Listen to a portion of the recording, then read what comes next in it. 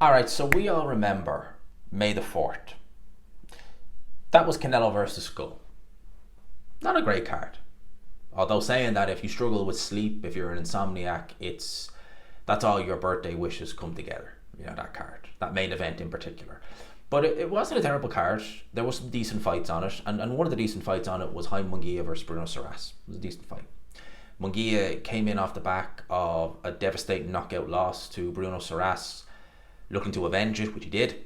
Trained with Eddie Reynoso for that fight and looked good actually in victory. He did. And you thought that was it, he can go and move on with his career. Well, no. I hate to be the bearer of bad news, but maybe in some cases it's good news because he's been caught.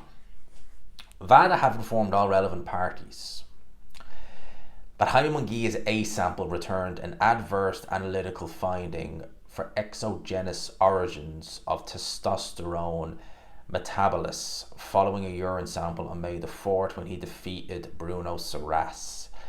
Munguia has 10 days to request an analysis of his B sample. And you would imagine, there's actually a quote here. I don't know if I can find the quote. Oh yeah, here it is from Bruno Soares. There's actually a quote here from Bruno Soares, who did release a statement. Now, at the time of recording, I have yet to see a statement from Top Rank, who are the promoters of Jaime Munguia, nor from Jaime Munguia himself. But Bruno Soares said the following: "I'm shocked by the news that Munguia has tested positive for a banned substance. Vada will say it was an adverse analytical finding, but I think that's just the terminology they use rather than saying he was popped for something. Do you know that sort of way? So that's what Soares is saying, but technically that's what Vada used, but it's essentially one and the same. There's no place in boxing for cheating. The sport is dangerous enough already. I went to Mexico and knocked out Munguia fair and square in December, and I was gracious enough to give him a rematch in May. He knew he could not beat me on a level playing field. I trust that the result will be overturned immediately." As it should.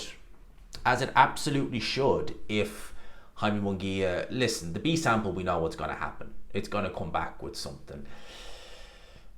This is a bad look for all involved.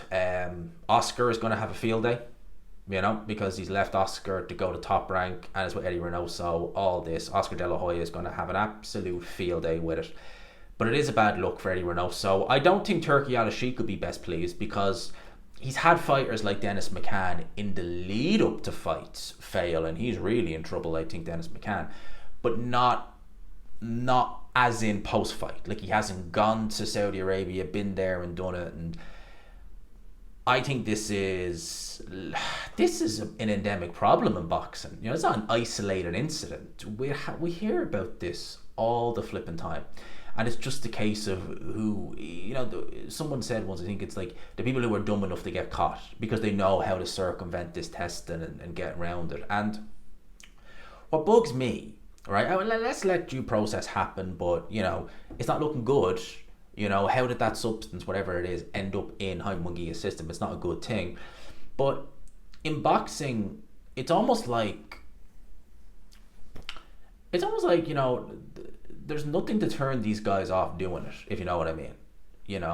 Whether they're taking it willingly or unwillingly, they're like, I guarantee you Munguia is thinking, right, worst case scenario, they overturn the fight and I get a 12-month ban, I'm back out in a year. They might backdate it for a week or so or something, a couple of months. But that is genuinely how a lot of them see it. I mean, if you think about it like this, Ryan Garcia failed a PED test against Devin Haney. Devin Haney tried to sue Ryan Garcia. You can't complain about that. Because what Ryan essentially did is he basically, brought a gun to a knife fight.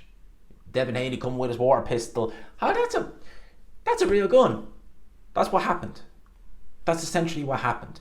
And Devin Haney misses a year of his career, didn't do anything wrong. Ryan Garcia missed the same amount of time, failed a PED test. And Devin Haney came out looking like the bad guy. That shouldn't be happening. Should not be happening in this sport. Hence, Devin Haney was the victim in this. Right? And furthermore, the shot, now I know Bruno Soares didn't really take a beating, but if you look at Devin Haney, he took a beating against Ryan Garcia. He's still not recovered from that. You can turn it to a no contest, but it's not going to change anything. And I don't think Not Ryan Garcia. I don't think Jaime Munguia is going to be deterred at all. If he gets a year ban, he gets a year ban. He's still in his 20s, for God's sakes. So he's not going to look at that and thinking, oh, time's running out. No, man's in his 20s still. He's like, all right, I can lose a year. It's fine. I'll come back in a year. I'll train with anyone else, and I'll be back ready to go next year. It shouldn't be that way. It shouldn't be that straightforward to just come back, and I don't like it. And this is another example of a fighter popping. The only thing I would say is this is the first time it's on a Turkey in a Riyadh show. So maybe Turkey is prideful and doesn't want to be associated with, I say doesn't want to be associated with, he's had fighters on who failed PED tests, Canelo and Fury, and Conor Benn, etc. But maybe he doesn't want to happen on one of his shows. So maybe Turkey will step in and say, no, here's the book, throw it at him. Because I think that's it's gonna take that. You know, at the end of the day, you see fighters are probably looking and thinking, worst case scenario, I get 12 months, 6-month ban, I can deal with that. Straight back into a big fight like nothing happened, I can deal with that. No, it shouldn't be that straightforward. It should be a proper, right, here's the book, let's chuck it at you. Because that's the only way you're going to deter fighters. Sorry, it is. It's the only way you're going to deter them. Because they're just going to keep taking the piss with this. Case in point. So that was my thoughts on it. Let me know yours in the comment section below, as always, people. I hope you enjoyed the video. Yeah, not happy to be reporting on it, but happy that at least Vada are catching them, if nothing else. So let me know your thoughts. Hope you enjoyed it. Smash the like button, hit subscribe, all of that good stuff. Peace.